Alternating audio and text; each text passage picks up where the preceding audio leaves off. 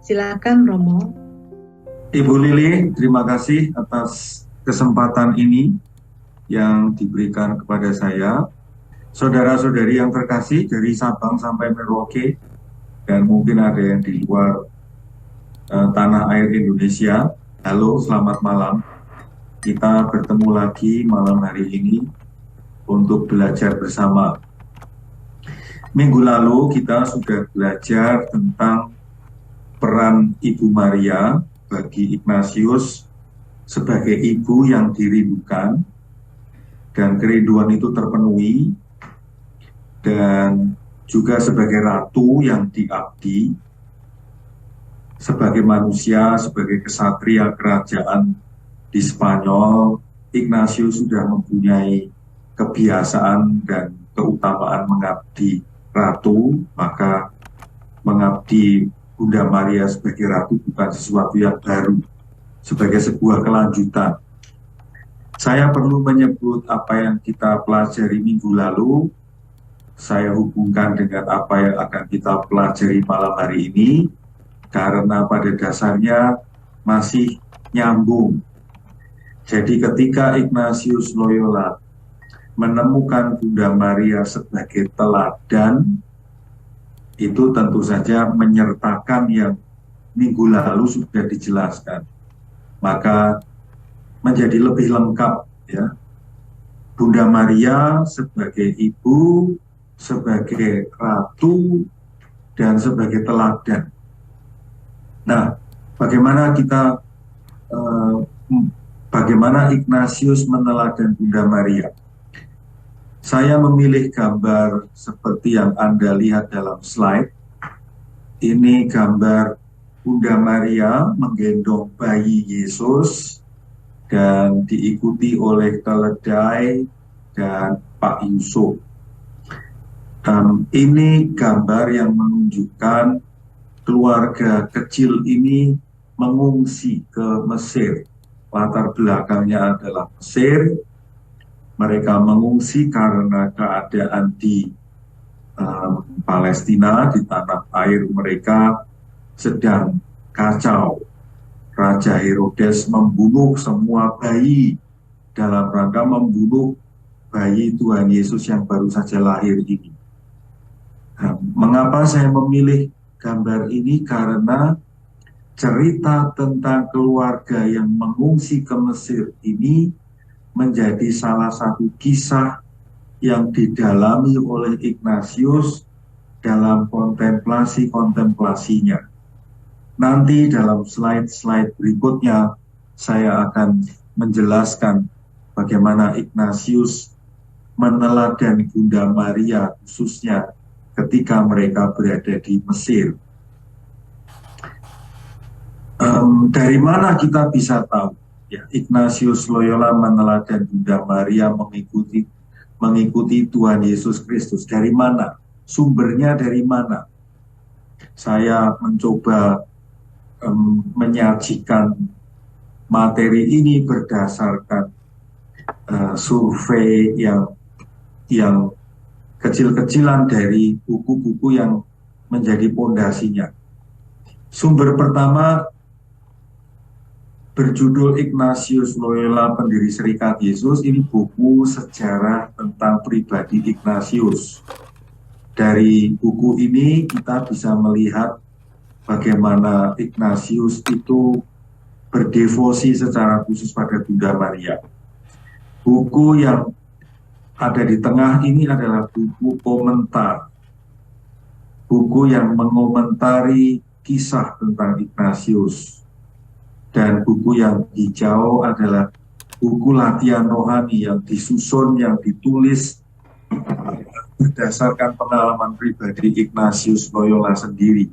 Dan di dalam buku latihan rohani ini kita bisa melihat dengan detail bagaimana cara-cara Ignatius meneladan Bunda Maria. Mengapa Ignatius mau mengikuti Tuhan Yesus Kristus? Ini sebagai konteksnya, ini sebagai tema umumnya. Ignatius Loyola itu jatuh cinta berat pada Tuhan Yesus. Dan dalam rangka mengikuti Tuhan Yesus Kristus itu, maka dia menempatkan Bunda Maria sebagai teladannya. Pertanyaannya sama, mengapa Ignatius mau mengikuti Tuhan Yesus Kristus?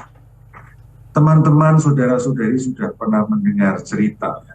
Pada waktu Ignatius Loyola terluka parah kakinya, dan dalam proses recovery dari sakitnya itu, dia membaca 2 buku. Buku pertama, buku berjudul Kisah Santo-Santo.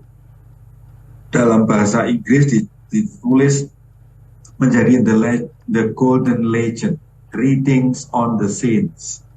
Ini berisi kisah hidup para santo. Ada Santo Fransiskus Assisi, Santo Dominikus, dan buku kedua adalah buku Hidup Yesus Kristus.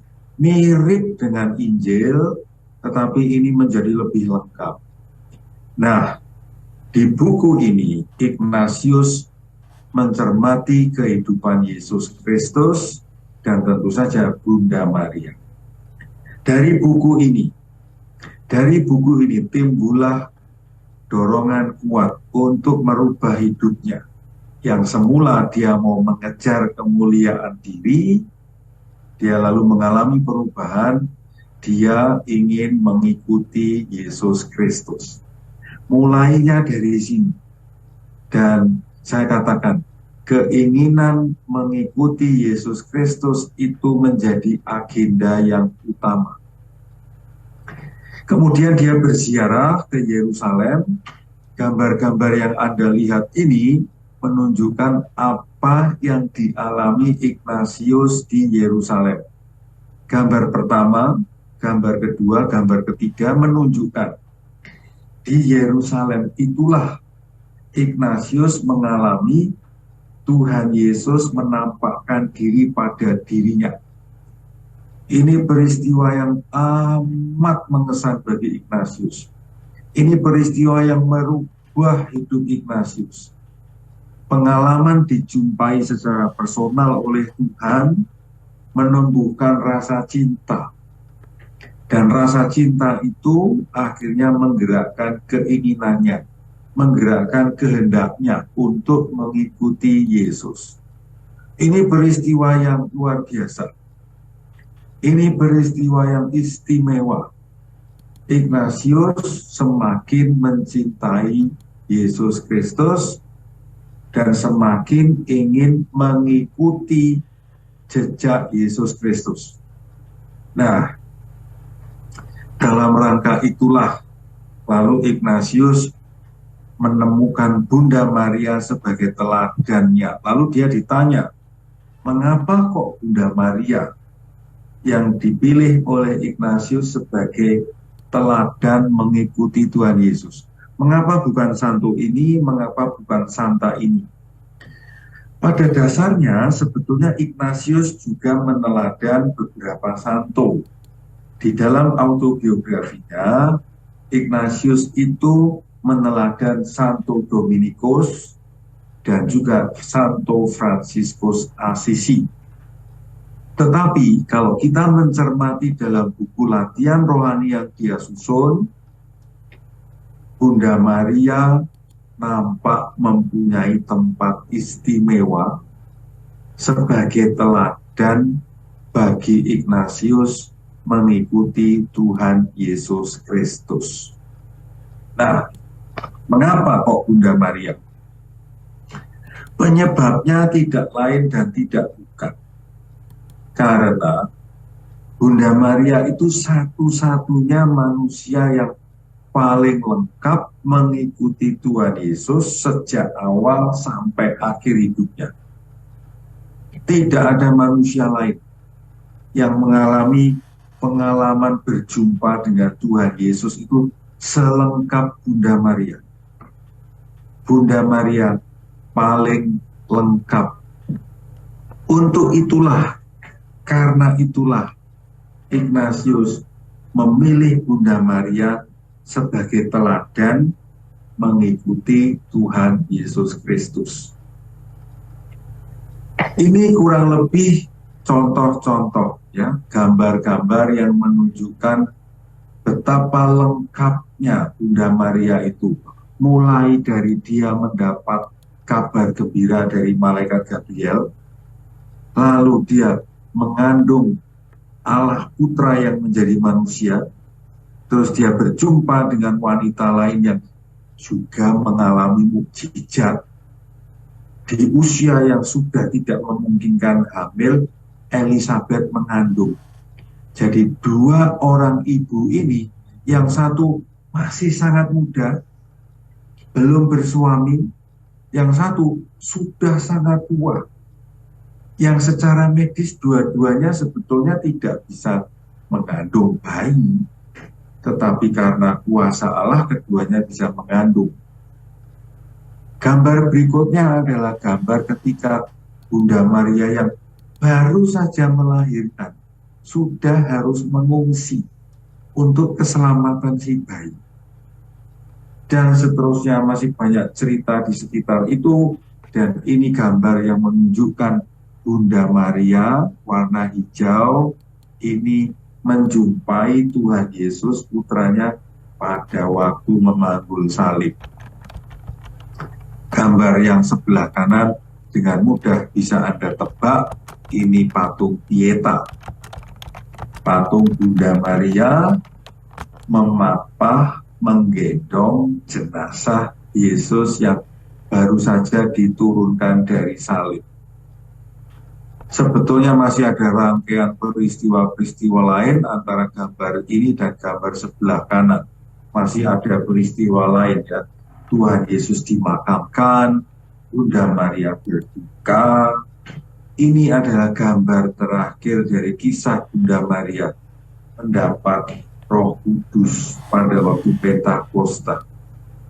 Saudara-saudari, saya sendiri ketika menyusun gambar-gambar ini, ketika membayangkan pengalaman Bunda Maria dari awal sampai akhir, saya merasa, wow, Bunda Maria itu sungguh lengkap mengalami Tuhan yang menjadi manusia. Sayang Bunda Maria nggak nulis buku harian. Kalau Bunda Maria nulis buku harian, wah tentu itu sangat menarik ya. Bagaimana kisah dia mendapat kabar gembira, bagaimana dia mengalami anaknya disiksa, disalib, dan nanti mengalami anaknya bangkit. Tetapi meskipun tidak ada buku catatan harian dari Bunda Maria, dari Injil kita bisa membayangkan betapa lengkapnya Bunda Maria menjadi teladan kalau kita mau mengikuti Tuhan Yesus. Maka saudara-saudari yang terkasih, saya menganjurkan kepada Anda di bulan Maria ini, sambil Anda berdoa rosario, sambil Anda merenungkan kisah-kisah Bunda Maria, sambil Anda bernovena, jangan pernah lupa membayangkan kisah-kisah yang dialami Bunda Maria. Karena dengan membayangkan kisah-kisah itu, kita bisa belajar banyak dari Bunda Maria. Seperti halnya bagaimana Ignatius Loyola meneladan Bunda Maria. Bagaimana cara dia meneladan Bunda Maria? Saya menemukan ada 3 cara. Ada 3 cara yang dilakukan oleh Ignatius Loyola. Dan menurut saya, 3 cara ini bisa kita contoh.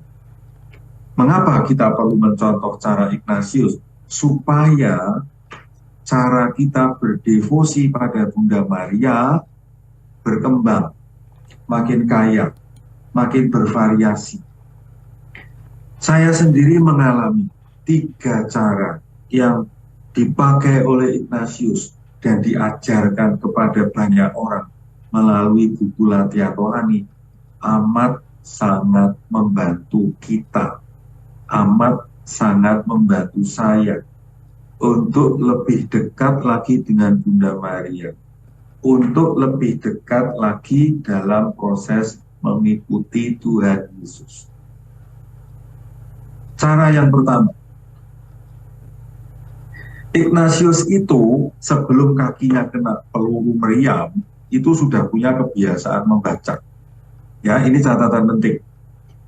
Dan sesudah peluru mengenai kakinya, dan dalam proses menunggu kesembuhan kakinya, dia punya banyak waktu. Karena harus bed rest di tempat tidurnya. Nah, ketika dia punya banyak waktu itu, dia melanjutkan kebiasaannya membaca. Tadi saya sudah menjelaskan 2 buku yang dia baca itu, dan kalau Anda membaca buku autobiografi, di kisah autobiografi itu Ignatius menjelaskan cara dia membaca. Dan cara dia membaca itu ternyata nantinya akan menjadi sebuah metode yang kita kenal sekarang menjadi kontemplasi. Kurang lebih cara membaca Ignatius itu adalah, kalau dia sudah membaca, dia akan menutup bukunya, terus dia membayangkan yang dia baca itu. Dia bayangkan, dia rasakan, dia nikmati betul-betul yang dia baca itu. Saudara-saudari, kebiasaan membaca dengan cara ini membuat apa yang dia baca terserap oleh mind, soul, and his body. Keren. Dengan cara membaca seperti ini, yang dia baca, dia serap secara kuat dan mendalam. Maka teman-temanku, kita yang hidup di zaman gadget ini, saya amat prihatin karena kita semakin kehilangan budaya membaca buku. Kita lebih banyak menghabiskan waktu memegang handphone. Dan itu membuat kita tidak pernah baca buku lagi. Eman-eman, sayang. Karena saudara-saudariku, membaca buku itu sangat penting. Nah, kita semua sadar kan, kita itu kan bisa pinter karena baca buku. SD, SMP, SMA. Kalau tidak ada kebiasaan membaca buku, ya kita nggak akan pernah berkembang. Sayangnya, ketika sudah tua, kita mengganti buku menjadi gadget. Tantangannya sekarang, anak-anak zaman now, megang gadget, memegang buku amat singkat, amat sedikit. Maka sebetulnya ini PR besar kita. Ini pekerjaan rumah yang besar. Bukan hanya untuk sekolah-sekolah para guru, tetapi lebih khusus lagi untuk bapak-bapak, ibu-ibu di rumah. Mari kita hidupkan lagi budaya membaca. Ini tadi yang saya ceritakan, gambar ini ya, bagaimana Ignatius sesudah membaca, lalu ngelekedai dengan enak begini, terus membayangkan. Ini yang dia baca itu dia bayangkan. Dia fantasikan, dia imajinasikan. Terus dia membayangkan yang lain lagi. Dia fantasikan, dia imajinasikan. Cara membaca menentukan yang dibaca terserap di kepala dan juga di hati kita. Maka tadi saya sudah mengajak teman-teman untuk mengeceknya. Saya akan terus mengajak teman-teman berefleksi supaya proses studi kita malam hari ini dan malam minggu depan, minggu berikutnya sungguh-sungguh bermanfaat. Tidak hanya sekedar menjadi pengetahuan yang mudah terlewatkan. Saya mau mengajak teman-teman untuk bertanya, masih punya enggak kebiasaan membaca buku? Kalau sudah mulai hilang, mulailah lagi. Lalu apa yang perlu dibaca? Saya menyarankan, mumpung ini bulan Oktober, bulan Maria ya, coba baca dengan lengkap kisah-kisah Bunda Maria di 4 Injil. Baca. supaya kepala kita itu berisi juga kisah-kisah tentang Bunda Maria. Lalu coba cermati kisah mana yang paling menarik dan melatih menggunakan imajinasi, menggunakan fantasi. Saya yakin, seyakin-yakinnya saudara-saudariku, kalau Anda mengembangkan lagi budaya membaca, budaya berfantasi, saya yakin kemampuan devosi Anda akan tumbuh. Bukan hanya kemampuan devosi, kemampuan kita survive dalam hidup juga akan meningkat. Itu cara pertama Ignatius yang mudah kita tiru, hanya butuh konsistensi untuk melakukannya. Cara kedua, ini juga cara yang dulu pernah kita lakukan ya ketika belum ada gadget, belum ada internet itu, menulis. Ignatius itu menyalin, gila nggak sih? Menyalin dengan tulisan tangan dia. Apa yang dia baca, kalau Tuhan Yesus ngomong sesuatu, dia salin kata-kata Tuhan Yesus dengan tinta merah. Bunda Maria ngomong, dia salin dengan tinta biru. Kebiasaan menyalin ini menghasilkan 300 halaman kertas. Ini luar biasa. Kita zaman sekarang melakukan hal yang sama sih, tapi dengan copy paste. Klik copy paste, muncul di halaman yang baru. Tidak ada kerja motorik dengan tangan ya, menyalin.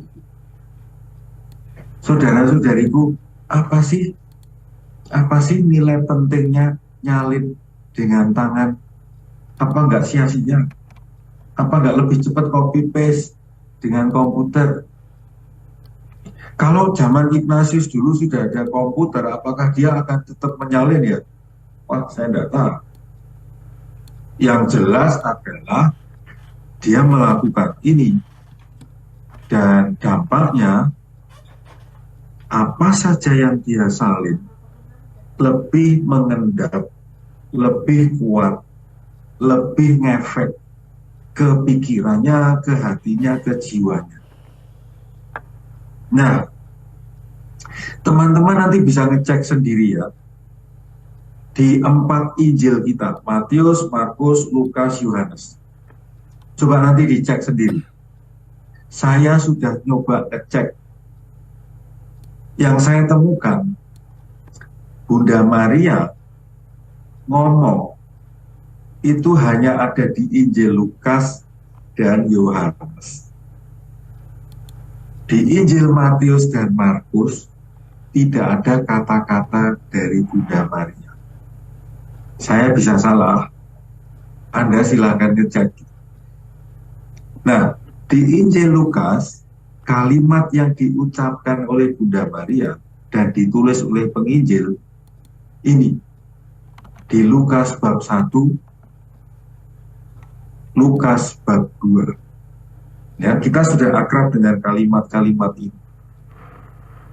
Bagaimana hal itu mungkin terjadi karena aku belum bersuami? Ini Bunda Maria mencoba melogika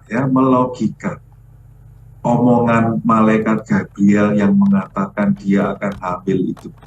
Gak mungkin lah ya. Tetapi malaikat lalu menjelaskan, Roh Kudus.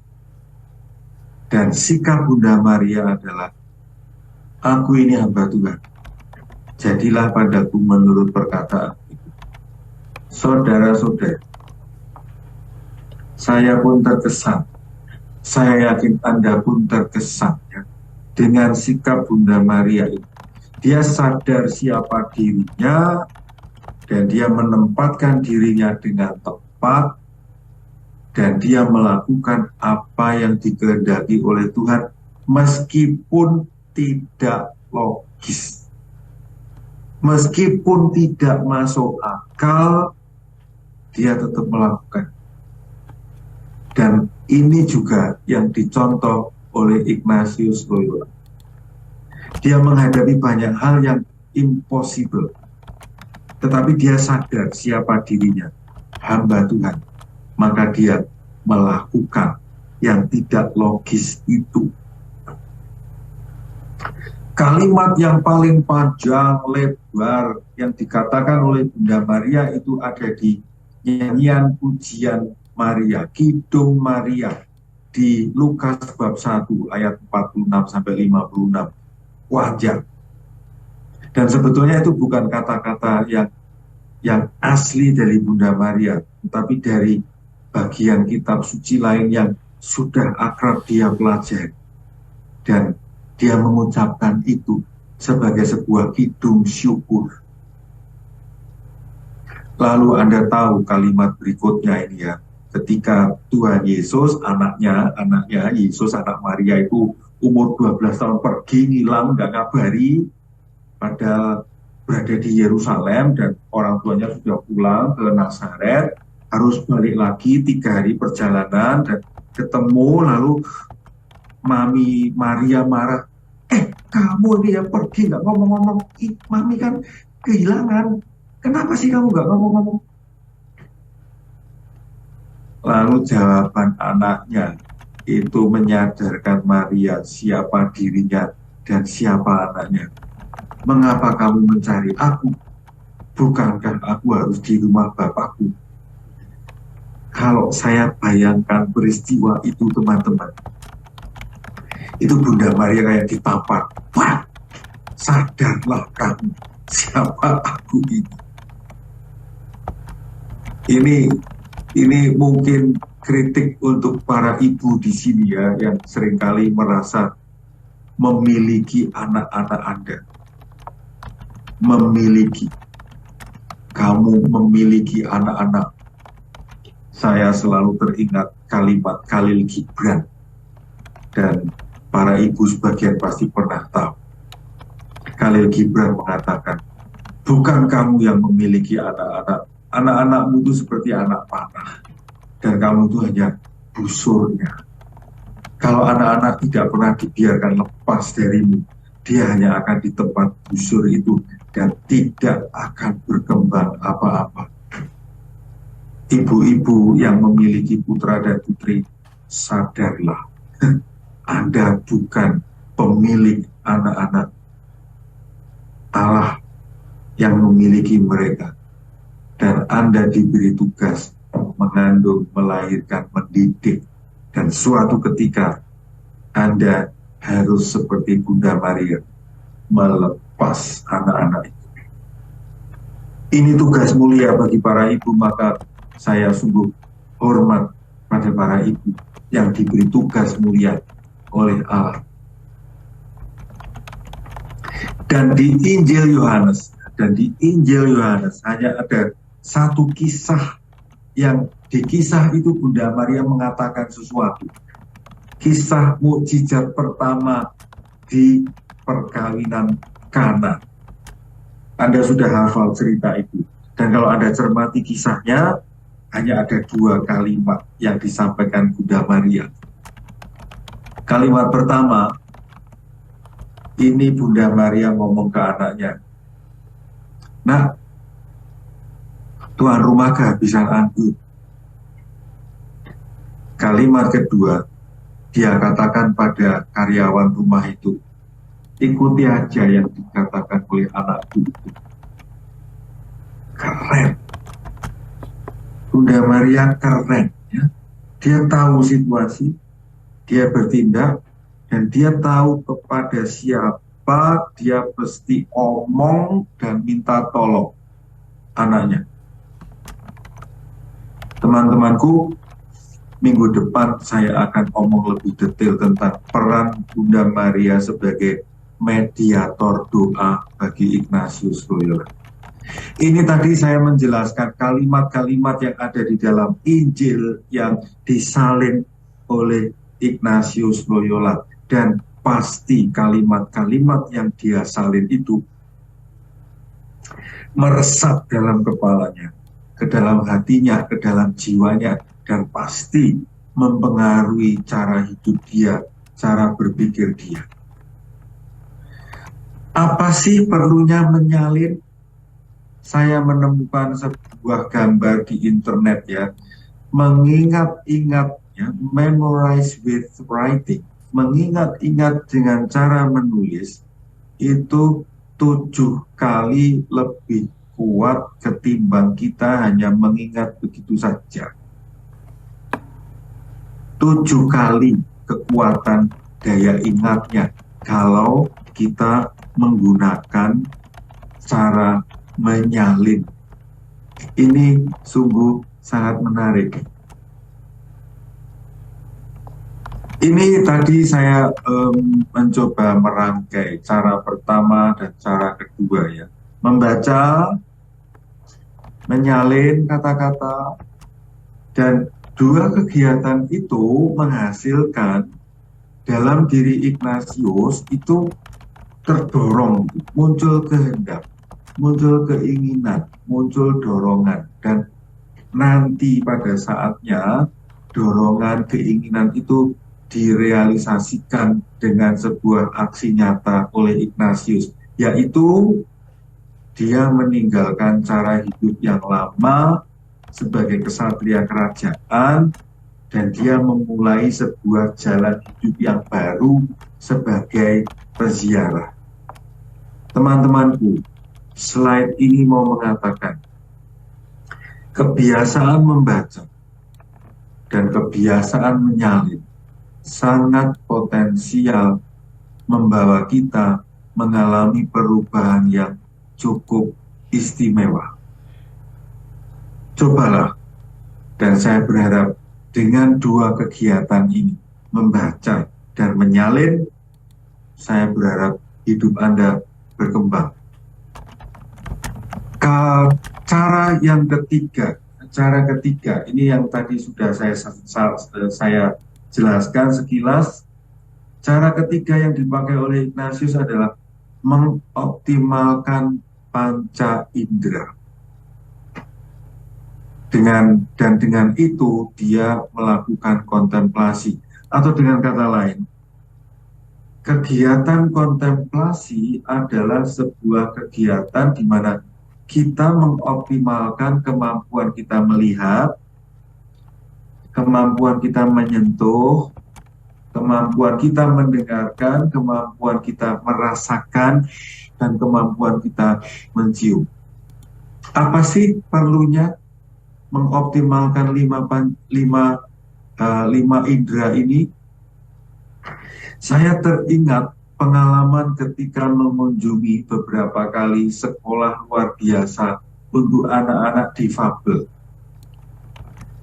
Di tempat-tempat itu, anak-anak yang berada di sana, apalagi kalau mereka mengalami kecacatan yang ganda, ya tuli, ya bisu, ya buta, tetapi selama mereka masih bisa merasakan dengan sentuhan tangan, ternyata proses untuk mempunyai pengetahuan itu bisa dimulai dari sentuhan.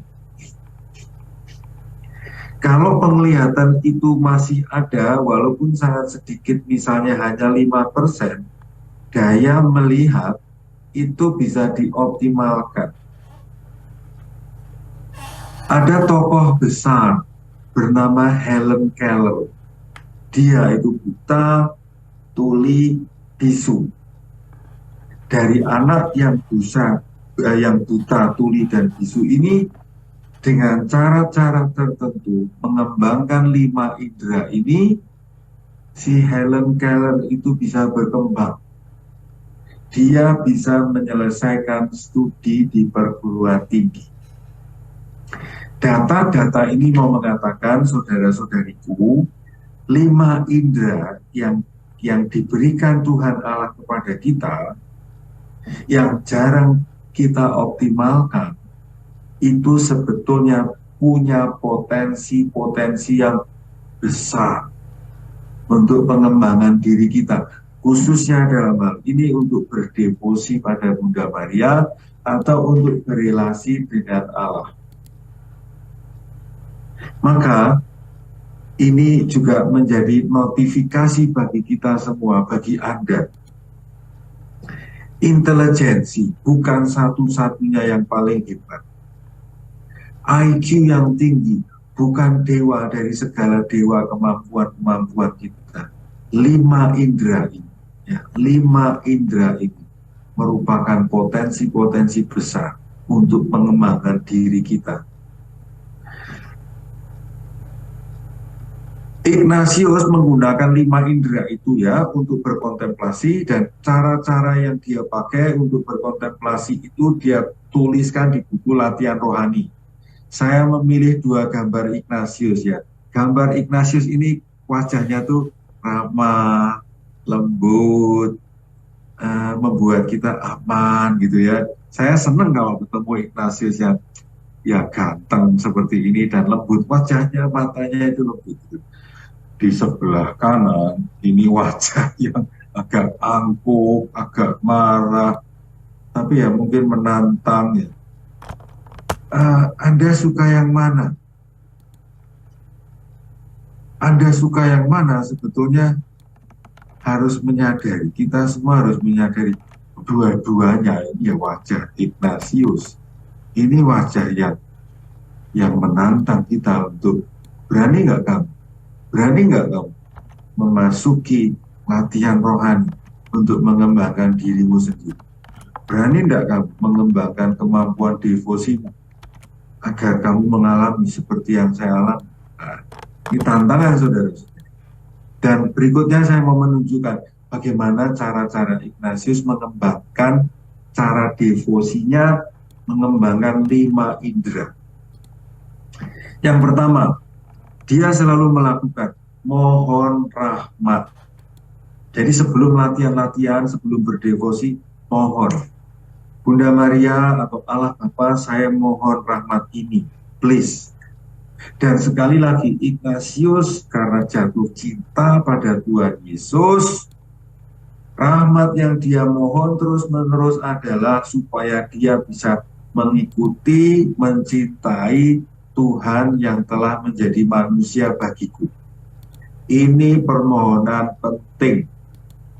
Apakah Ignatius pernah mohon kebutuhan-kebutuhan dasarnya seperti kita, mohon rezeki, mohon kesehatan, mohon jodoh, mohon ini, mohon itu?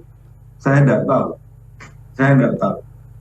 Tetapi saya mengenal Ignatius, ini adalah orang yang betul-betul mempunyai passion, concern, komitmen mengikuti Tuhan Yesus. Dan ini yang dia mohonkan. Cara yang pertama, teman-teman nanti akan terus-menerus melihat gambar anak muda cowok yang bermeditasi. Ini simbol bahwa apa yang dilakukan ini dalam konteks seperti meditasi. Jadi duduk tenang, duduk tenang, tidak harus dalam posisi ini. Yang penting adalah duduk tenang, hening. Langkah pertama, mengingat-ingat cerita.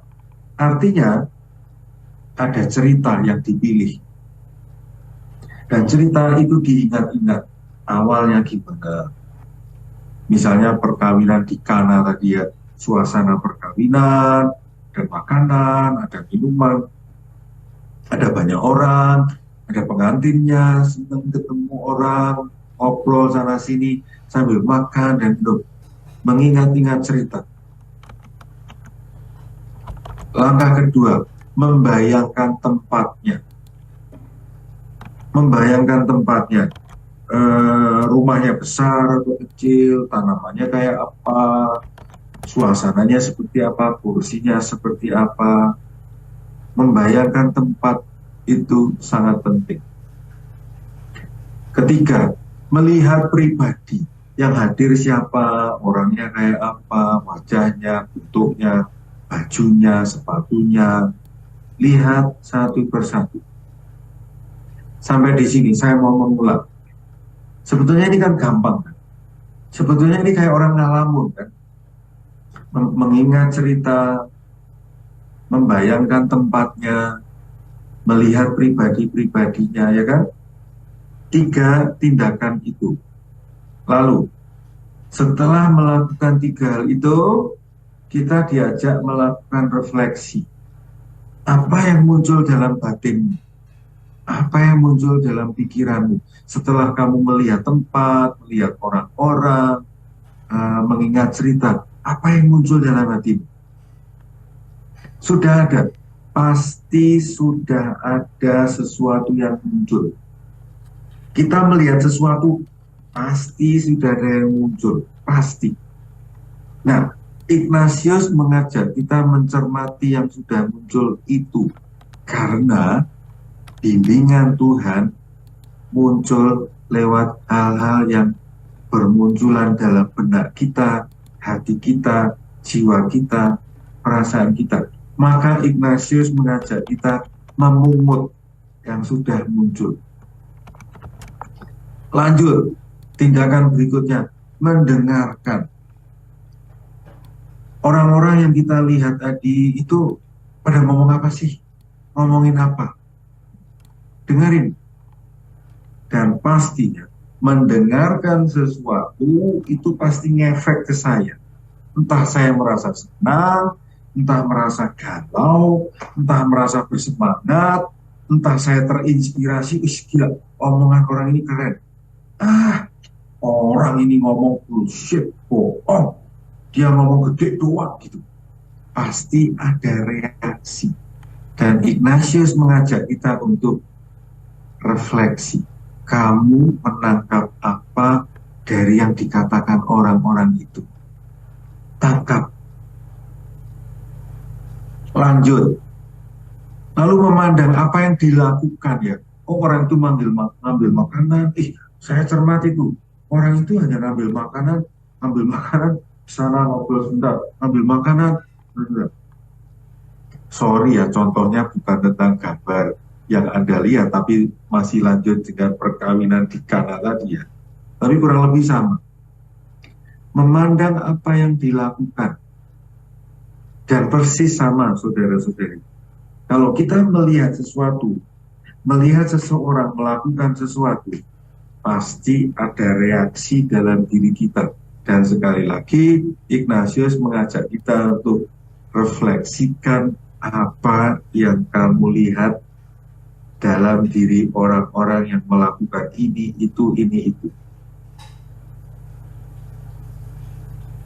Mengapa sih refleksi?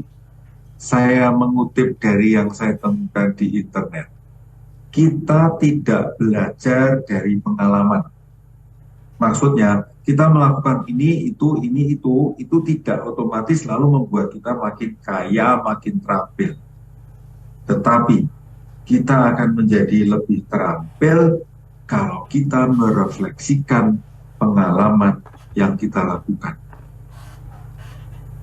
Kalau Anda belajar spiritualitas Ignatian, teman-teman, kalau Anda mendalami latihan rohani, jangan pernah bosan, karena Anda akan terus-menerus diajak berefleksi,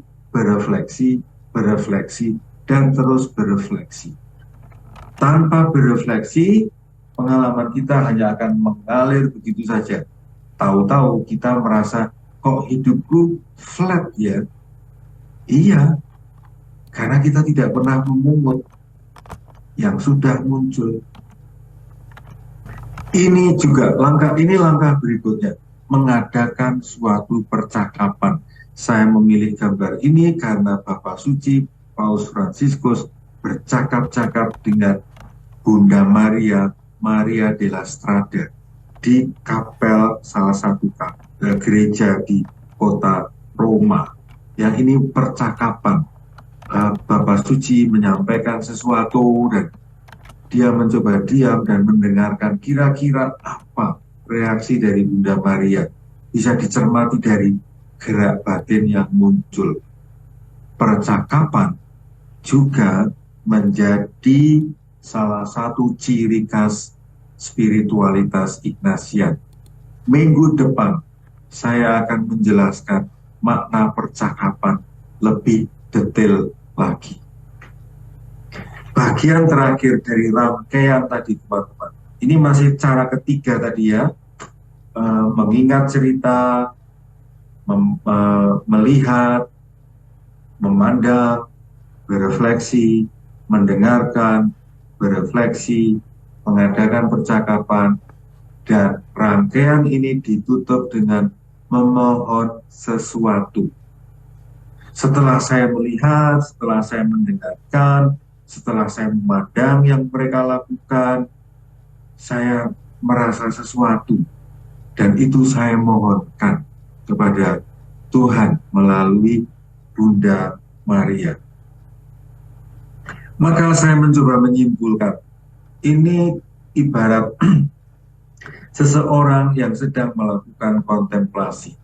Dan 8 langkah ini yang tadi sudah saya lakukan.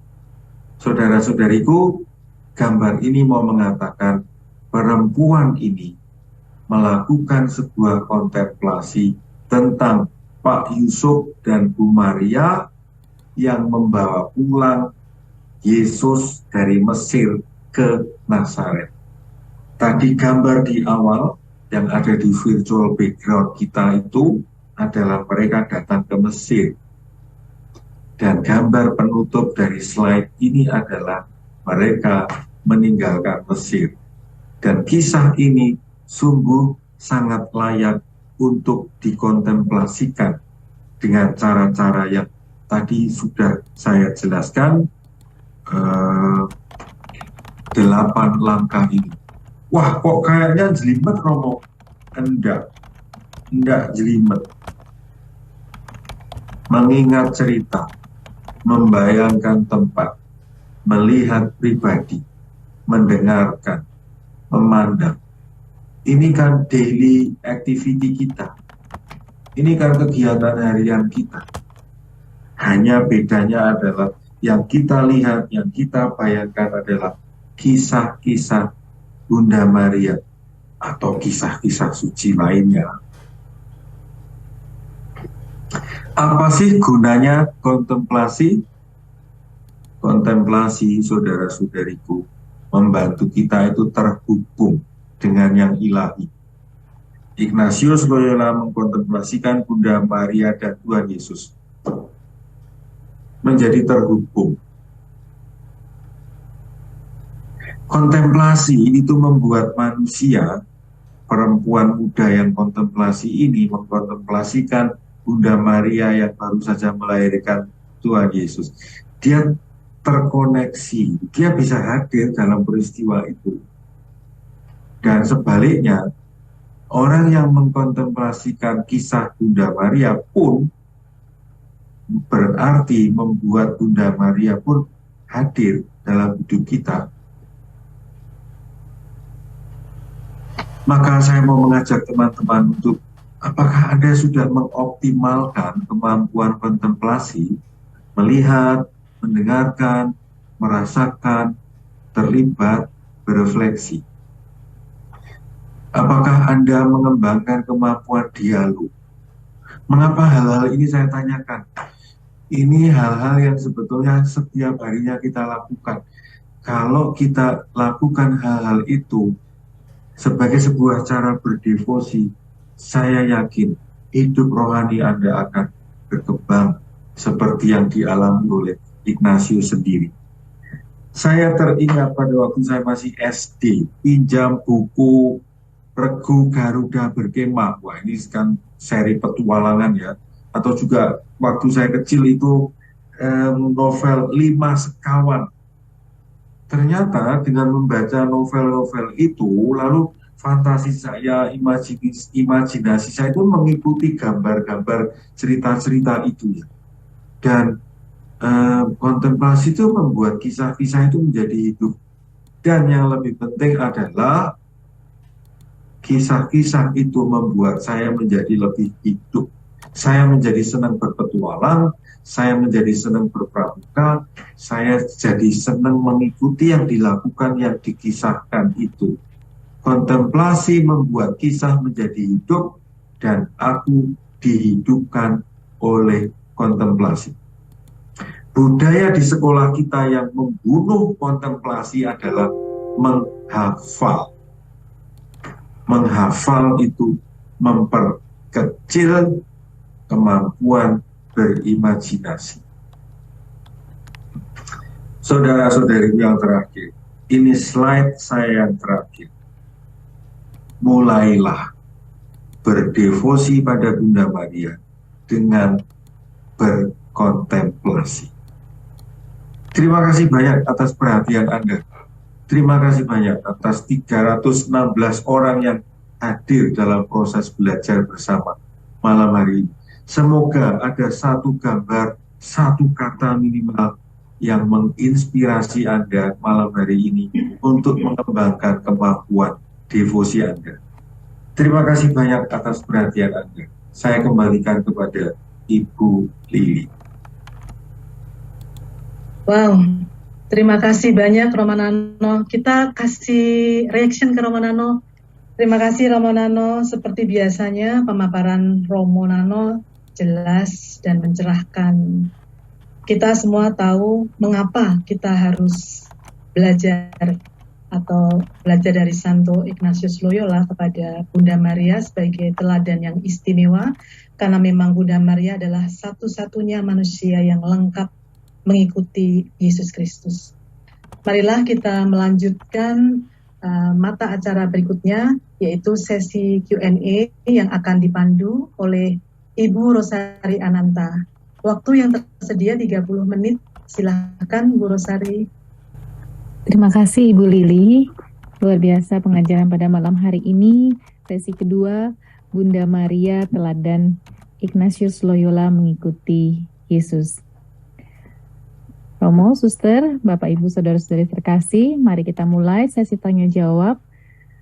Kita mulai dengan pertanyaan pertama ya, Romo. Selamat malam, Romo Nano, izin bertanya. Bagaimana caranya mengetahui gerak batin sesudah membaca kisah? Mohon pencerahannya. Gampang. Ya, dengarkan saja perasaan yang muncul, pikiran yang muncul. Segampang itu sebetulnya. Apakah gerakan batin selalu benar? Nggak selalu, harus dicek dulu ya. Tapi untuk mengetahui ya, diam, letakkan handphone Anda, ya duduk, diam, dan coba jujur pada perasaan. Kuncinya itu, jujur pada perasaan. Marah bilang marah, sedih bilang sedih, galau bilang galau. Jangan jaim, jangan pencitraan. Laki-laki nggak boleh nangis. Padahal sedih banget, tapi nggak boleh nangis. Aku harus kuat, aku harus kuat. Ya elah, merasa aja nggak apa-apa. Itu kuncinya ya, otentik apa adanya. Dengarkan apa yang ada dalam hati. Itu kuncinya. Memang untuk orang-orang tertentu menjadi apa adanya itu susah. Karena sudah terbiasa harus begini, harus begitu gitu. Tapi prinsipnya pertanyaan ini gampang menjawabnya. Yaitu yang dengarkan saja apa yang ada di hatimu, perasaanmu, apa yang muncul dalam benakmu, harus apa adanya. Demikian Rosari. Terima kasih Romo. Kita ke pertanyaan kedua ya. Dalam doa yang memakai 5 indera, saya tidak bisa memakai semua indera yang saya punya untuk berdoa kontemplasi. Seperti memakai indera penciuman, apakah bisa saya merubah suasana hati dengan indera penciuman? Seperti mencium maksud musuh-musuh Yesus yang merencanakan niat buruk atau mencium niat jelek dalam doa saya, yang nantinya bisa membuat saya jadi lebih peka untuk membedakan gerak hati pada yang baik atau yang tidak baik. Terima kasih Rosari. Kita diberi 5 ya, kita diberi 5 indera. Sebetulnya nih ya, satu saja itu sudah bisa kita optimalkan. Tadi kan saya sudah memberi contoh ya, anak-anak kita yang difabel, nggak bisa melihat, nggak bisa mendengar, nggak bisa ngomong. Itu kan, ini kan 3 inderanya kan boleh dikatakan mati kalau tidak, bukan kalau kecil gitu ya. Itu saja mereka bisa berkembang kok. Oke, misalnya misalnya hanya indera penciuman yang tajam ya. Saya mau mengajak Anda untuk membayangkan ini. Setiap dari kita, semua dari kita ini ya, semua dari kita ini kan punya pengalaman dengan penciuman kita ini, hidung ya. Makanan tertentu, wah enak nih gitu, senang. Rendang, padang, sederhana. Aduh, jadi ngiler nih. Ya, penciuman ngefek pada perasaan kita. Bahkan badan kita pun, enak nih rendang padang sederhana nih. Ya, tapi kita juga punya trauma pada bau tertentu. Misalnya, pada waktu kecil ada orang yang kehilangan ibunya.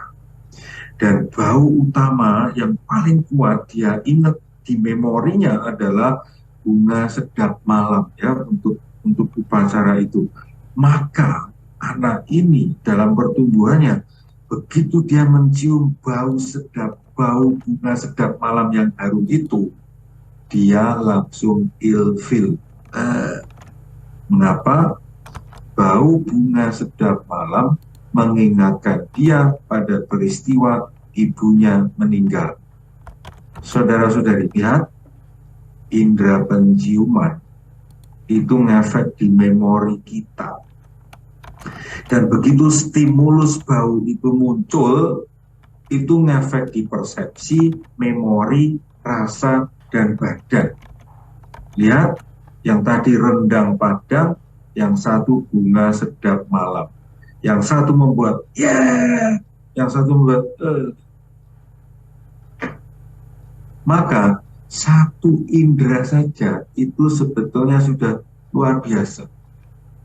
Maka tidak apa-apa sih kalau dalam kontemplasi kita hanya bisa dengerin, it's okay. Hanya bisa mengandalkan penciuman, no problem at all. Yang penting mengoptimalkan.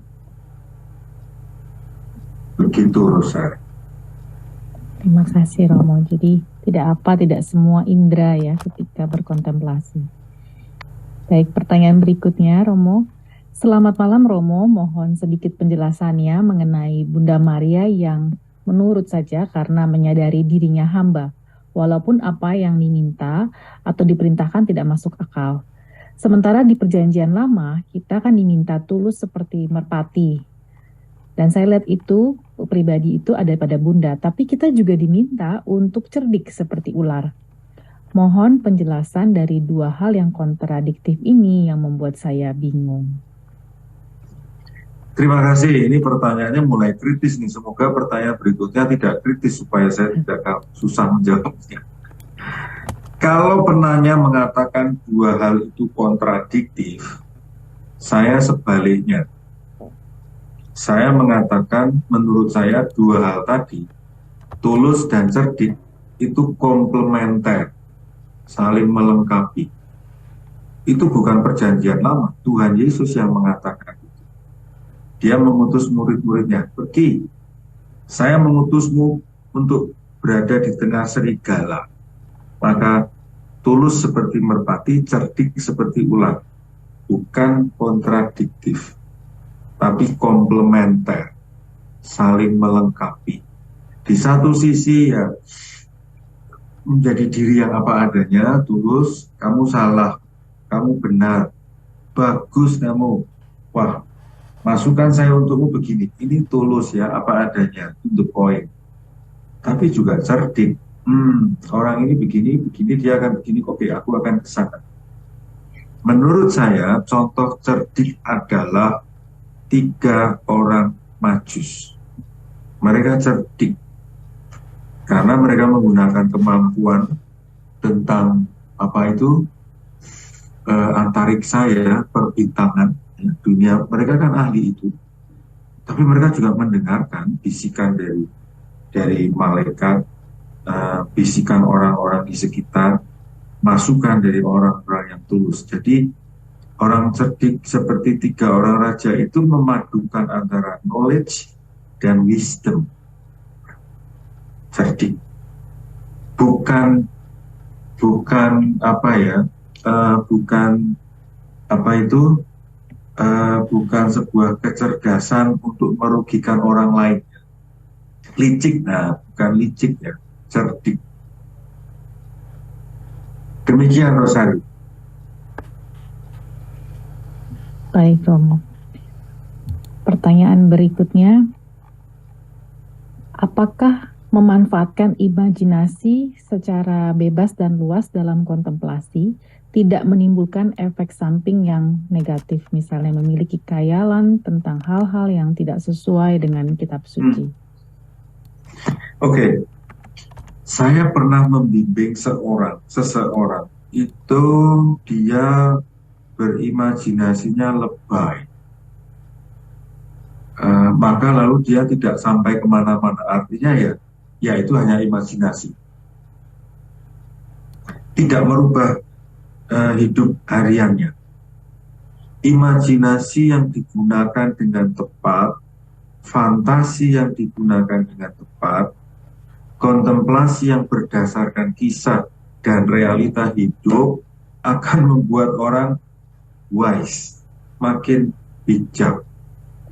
Tapi seperti halnya sesuatu yang digunakan berlebihan akan berdampak buruk. Beberapa orang yang saya dampingi itu berfantasinya lebay, berlebihan, dan ceritanya sih seru ya, wah seru. Tapi nggak merubah apa-apa dalam hidupnya. Karena itu, tolok ukurnya adalah hidup sehari-hari. Kalau kontemplasi, meditasi, fantasi, imajinasi kita membuat hidup harian kita menjadi lebih berkualitas, lebih produktif, lebih efektif, itu fantasi kita gunakan dengan tepat. Kalau hidup harian kita bertolak belakang jauh sekali dengan fantasi-fantasi kita, artinya fantasi ya sekedar fantasi, lari dari realita, atau ya hanya berfantasi saja, tidak merubah apa-apa. Artis hebat, olahragawan hebat, ilmuwan yang hebat, mereka menjadi hebat karena mereka berimajinasi. Penulis buku yang hebat, ya, Harry Potter sekian jilidnya, Andrea Hirata, Paulo Coelho, sebutlah siapapun novelis hebat. Mereka berfantasi. Tidak mungkin tidak berfantasi. Harry Potter itu kurang fantasi apa? Isinya semua fantasi. Tapi ada nilai edukatifnya, ya. Nah, itu yang saya maksud, fantasi masih nyambung dengan hidup sehari-hari. Kira-kira jawabannya begitu, Rosa. Baik, terima kasih Romo. Pertanyaan berikutnya, bila mana kita berdoa dengan kontemplasi, bila mana kita berdoa dengan meditasi, dan bila mana kita harus berefleksi? Dan apa bedanya berdoa kontemplasi, meditasi, dan refleksi? Saya sudah menduga pertanyaan ini akan muncul. Ini pertanyaan yang selalu ada.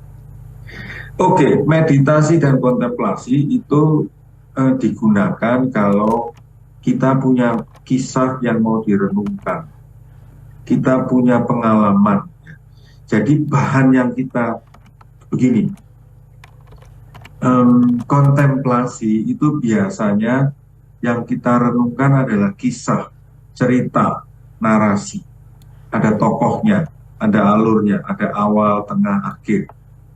Seperti tadi saya ceritakan, mengkontemplasikan kisah Bunda Maria dan Tuhan Yesus hadir di perkawinan di Kana.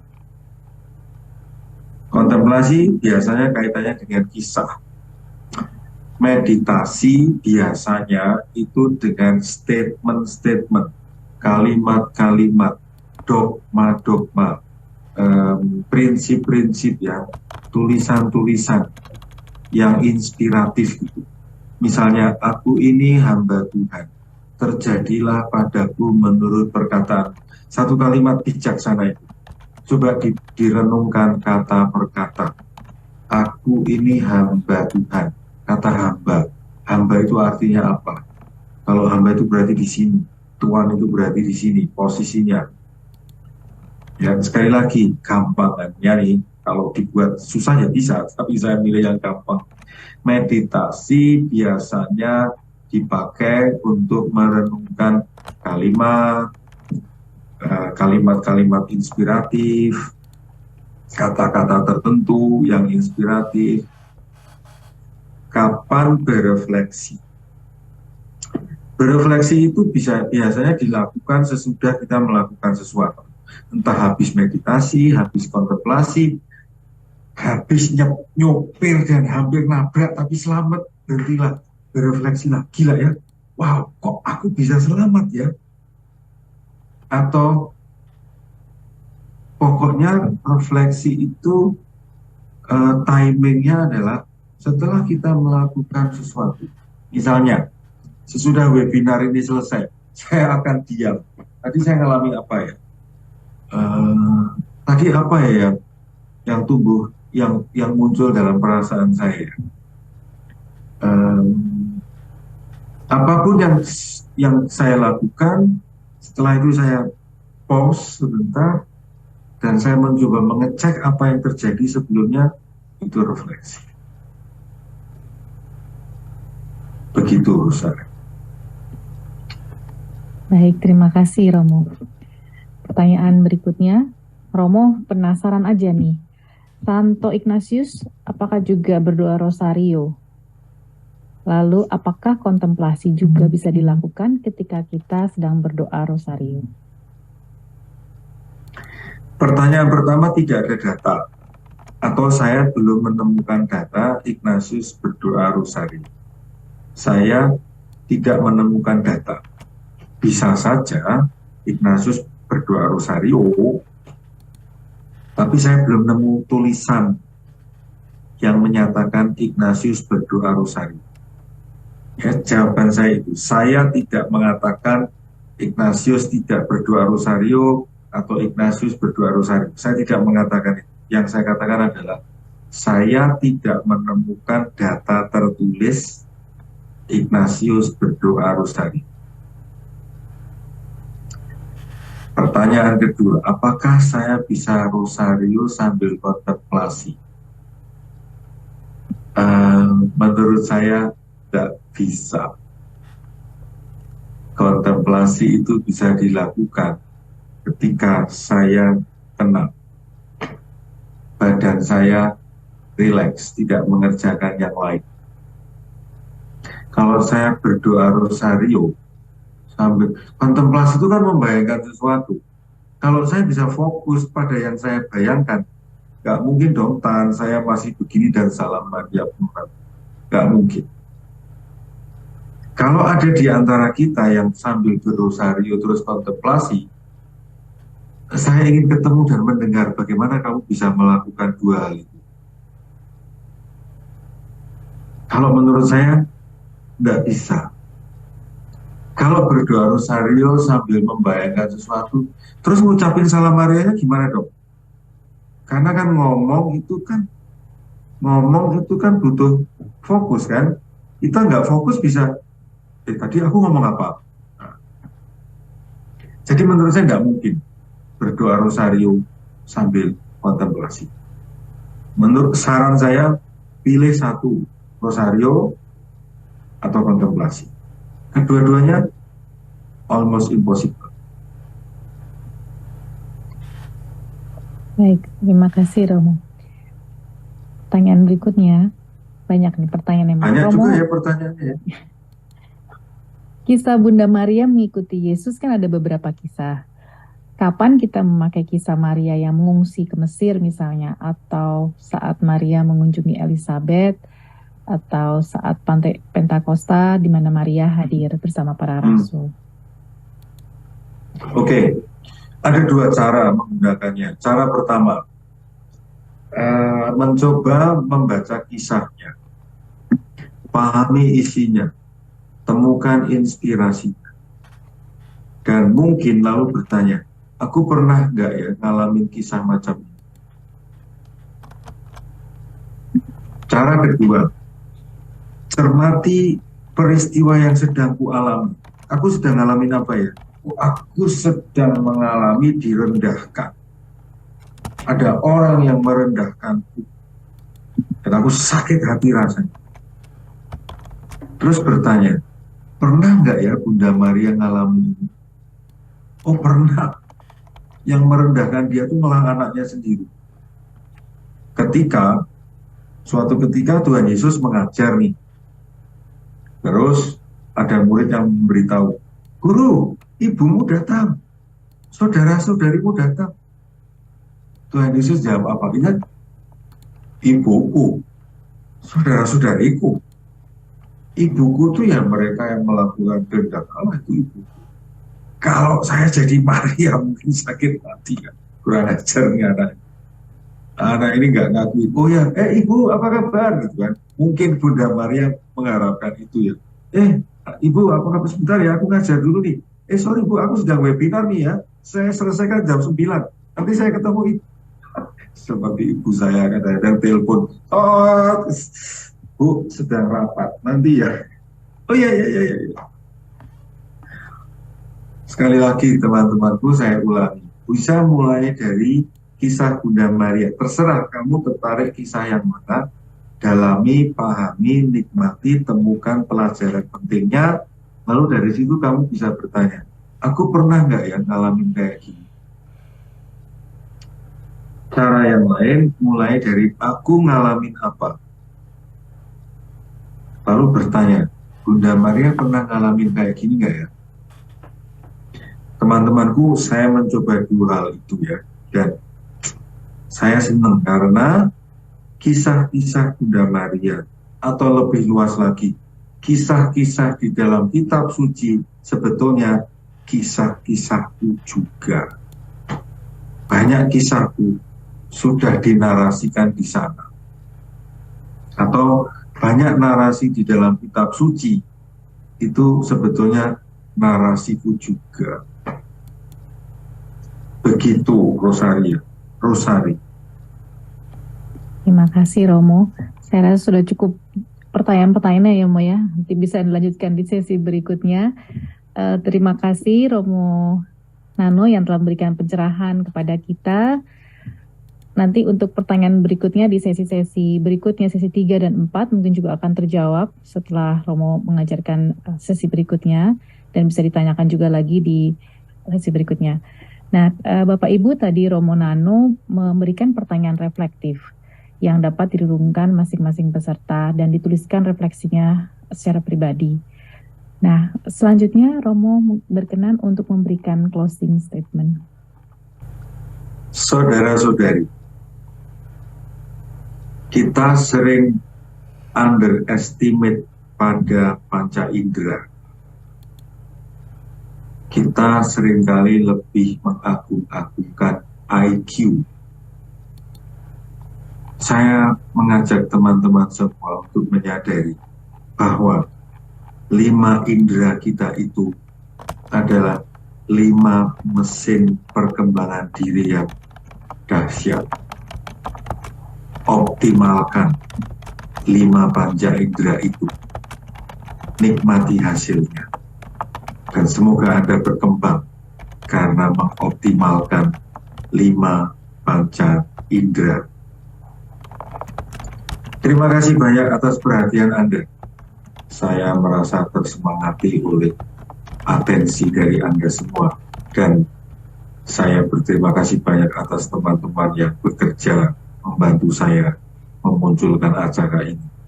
Untuk teman-teman yang membantu, apresiasi saya tinggi untuk Anda semua. Terima kasih, Rosari. Terima kasih, Romo Nano.